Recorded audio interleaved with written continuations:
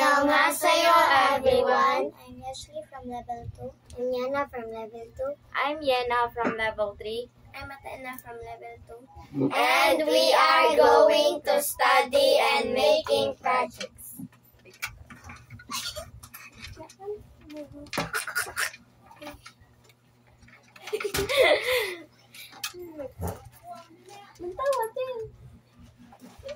Is that right?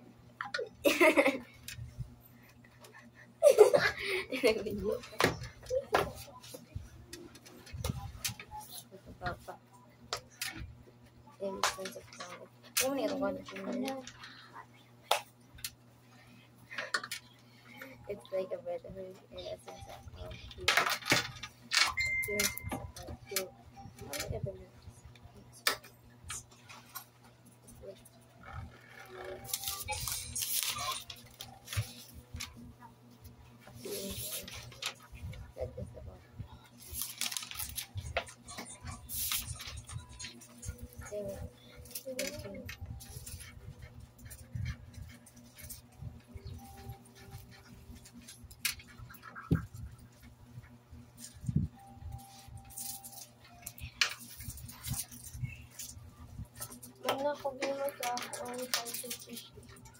Ano klase? Tanong mo, may klase. Napuna. Yung murag tanan may wa. Kaya may gusto nga mag-shake sa kuon. Hanggat na kayo.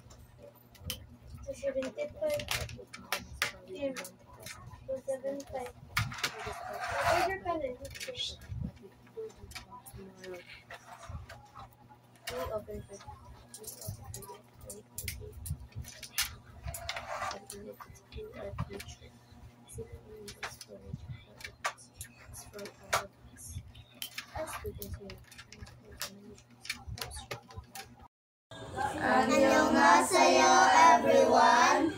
We are going to introduce ourselves. My name is Janie. My name is Lilji. My name is Angel. My name is Riza. My name is Samantha. My name is Shaimi. And we are going to study.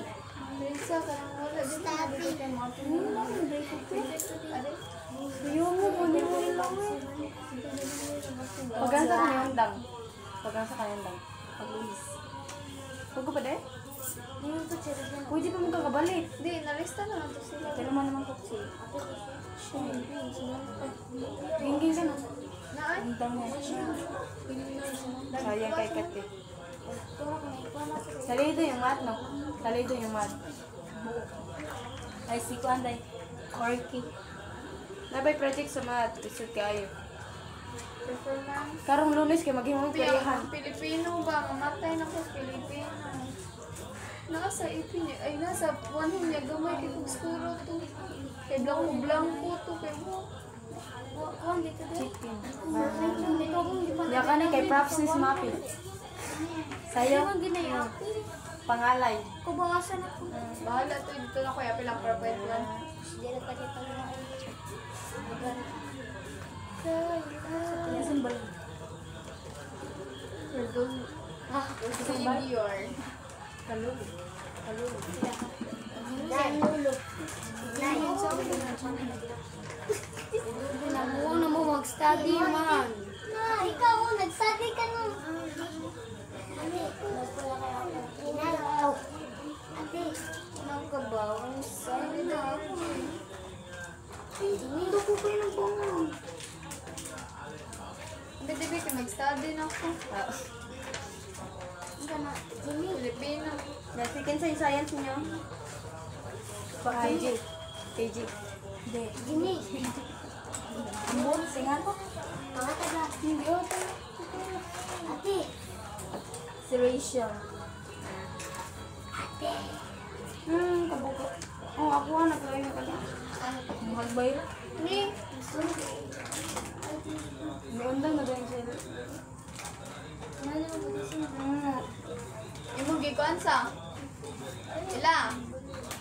Ano ate? Ate. Kaduha. Ate. Kausa na ang yun ta?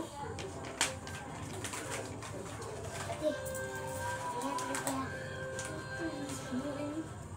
Sa tayo ba? Siya ba?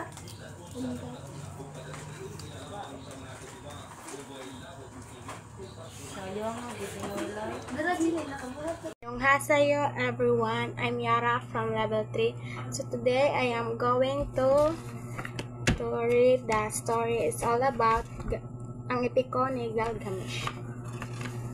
Si Gilgamesh ay hari ng lungsod ng Europe, matipuno, matapang, makapangyarihan, ngunit ubod ng yabang at abusado sa kanyang kapangyarihang tinataglay. Kaya naman, patuloy ang panalangin ng kanyang mga nasasakupan na nawa ay makalaya na sila sa kanyang pang-aabuso. Tinugon ng mga Diyos ang kanilang dasal. Nagpadala sila ng isang nilalang kasinlakas ni Gilgamesh, si Enkidu. Ang nilalang na lumaking kasama ng mga hayop sa kagubatan, nag-amok ang dalawa nang sila ay nakita.